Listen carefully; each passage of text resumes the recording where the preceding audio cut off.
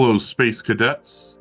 Today we're going to talk about a very important chess lesson regarding the weakness of the F-pawn for both sides. Now, many of you have learned about the four-move checkmate, which looks like this, where both the bishop and the queen are targeting the F-pawn, and if black doesn't notice what's going on, checkmate occurs on the fourth move. And this is always unfortunate to lose to because it's very avoidable. You just have to attack the queen and do that, and then the queen can't really see the square. You can try one more time this way, and then this queen can defend it, and that's pretty much it. You can't keep going after that. So I'm going to show you the weakness of the F-pawn in some additional ways. So, for example, here is the first move of the game is F4. It is true that this move is actually okay, but you really have to know what you're doing. And I mean really know what you're doing.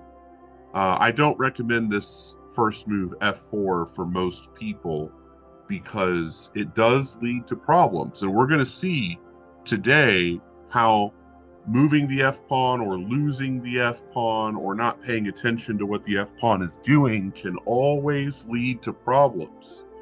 So in this situation, the most simple problem you could ever cause yourself is the two-move checkmate.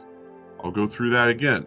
Watch as white plays these two pawns forward, and then we have checkmate on the second move.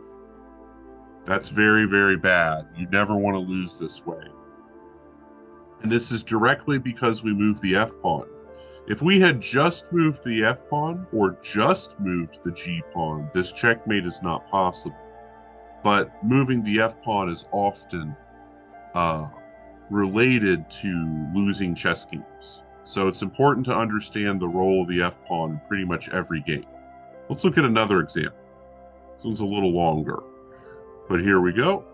So this F-pawn for black moved right here, and that weakens this diagonal and this diagonal. Now that doesn't seem like it's necessarily a bad thing, but I'll tell you right now, this is move 2, and black has pretty much already lost the game. So watch what happens. White sacrifices the knight. Now, if black does not take it, they won't get checkmated, but they will be in a worse position. But it gets really bad if they take this knight. So, for example, watch what happens. And you'll see this queen comes out here attacking the king, which would not be possible if there was a pawn on f7. Then the queen would only see the pawn.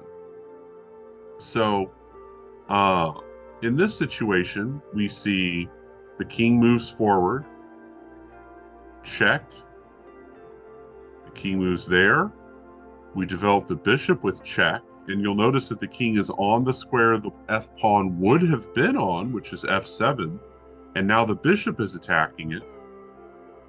And then we go here, and the game continues. Look at that sneaky check.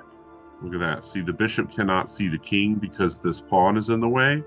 But once you move that, it's a discovered attack. And we check the king. So he has to block the check. We have a fork. We win the queen. And you can see how devastating this is becoming. All because he moved the f-pawn. Black got checkmated. There's a lot of ways this attack could go. This is just one of them. But it's all because that initial f-pawn move weakened these two diagonals. And so it's very bad to move your f-pawn. So here's another example. There's so many examples. Okay, here we go. Oh, right there is our f-pawn move. Okay, so we move the f-pawn, and we take the pawn there like this, and black looks like they're going to win our rook. Oh no, that's really scary for us. We lost a pawn and now we're going to lose our rook. Except this diagonal is very weak again. That's what happens when you move the f-pawn. You weaken two diagonals. These two. It's always the same two for black at least. For white, it would be these two diagonals. But anyway, we're looking at black right now. So black blocks the check. We take with the pawn. We take like this. And then look, we get a checkmate with just the bishop. All because this pawn moved. So we lost our queen to the knight because it took it like this. We're also going to lose our rook, but we got checkmate. So losing your pieces doesn't matter if you win the game. All right, let's look at another one. So here's another one where white moves the f-pawn on the first turn. And there's this little gambit here. This is where this is a type of opening called Fromm's gambit.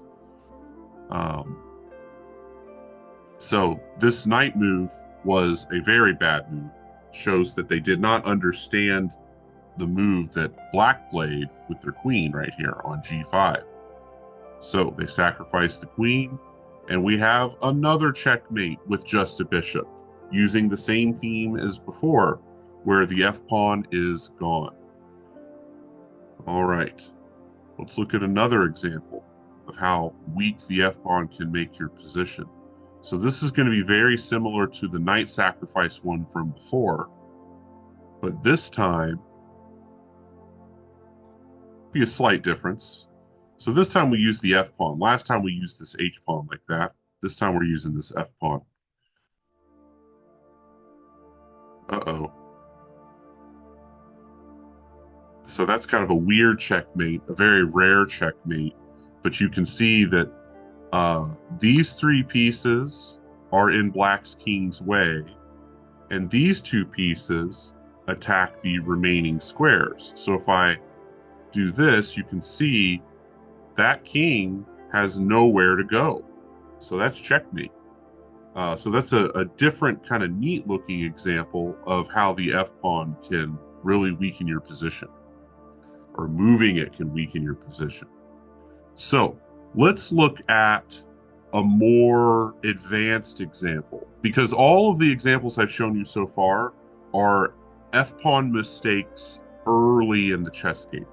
But f-pawn problems can come up later in chess as well. So let's look at this position right here. So in this situation, black captures here, white captures here. That feels pretty normal. And then we have this really weird looking move. And you'll notice this pawn can just take it for free. Well, that's not good. But here's the problem. This f-pawn is in charge of guarding this pawn from black's queen.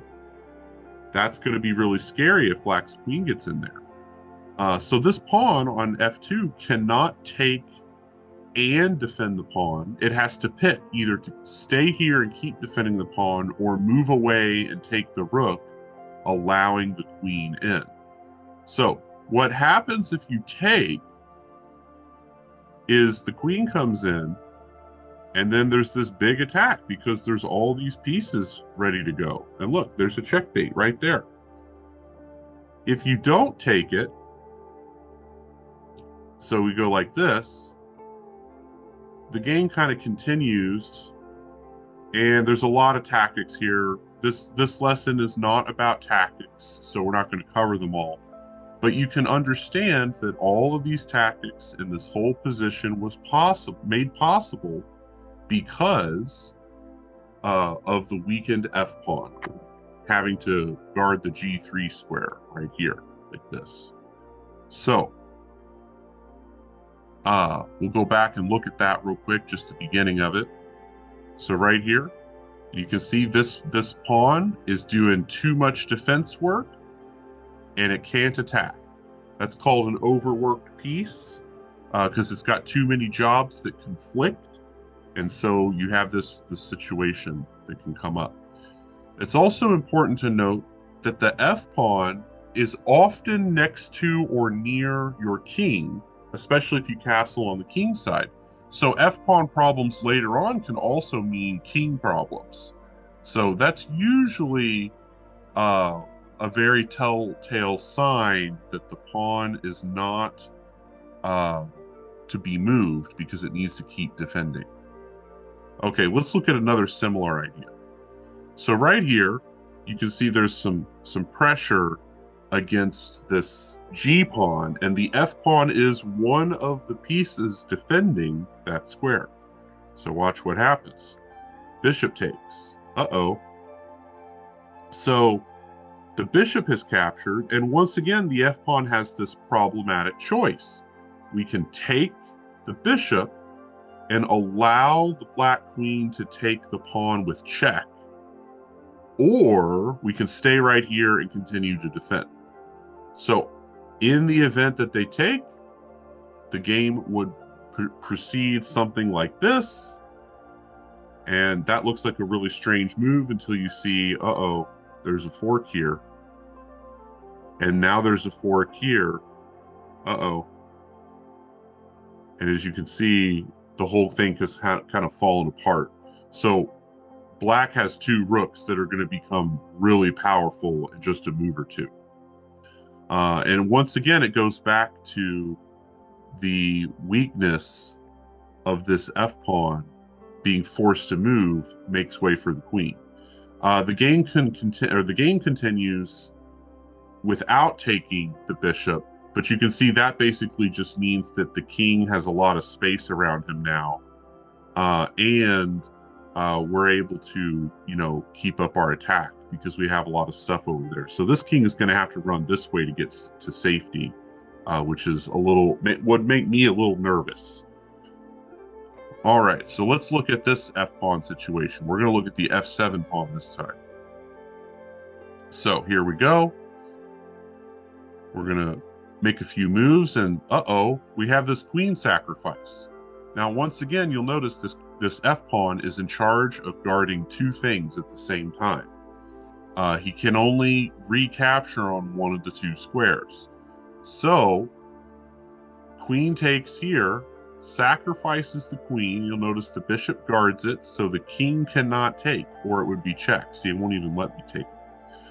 If this pawn recaptures, which is what it did in the game, then you have this knight fork, and then we're attacking the rook.